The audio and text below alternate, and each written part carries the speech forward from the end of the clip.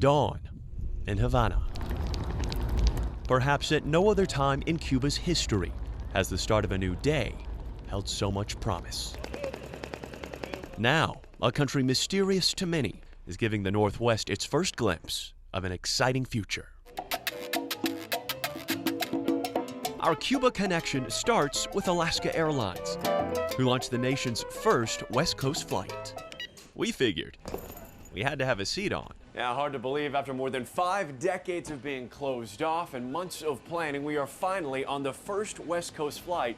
Seattle, Havana, here we come. Pleasure to have you all on board. Likely be arriving into Havana early with. And 3,000 miles later, ladies and gentlemen, for entry into the country of Cuba. Cuba introduced itself as only Cuba can. Now, a city where guards once stood on every corner is opening its doors to a former foe. It's over-exceeding our expectations right now. We caught up with Alaska VP John Kirby outside the home of Ernest Hemingway, who made it clear these views, this trip, was an airline battle. It was heavily contested. There was only 20 route authorities for Havana, and there was over 60 applications.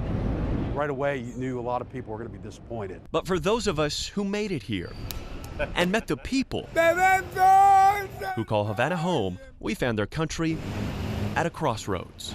Last year, more than 3.5 million people visited Cuba, many of them coming on cruise ships. But where some countries would look to expand, Cuba's standing guard over its most prized commodity, the culture. We are on the edge of being overflowed right now.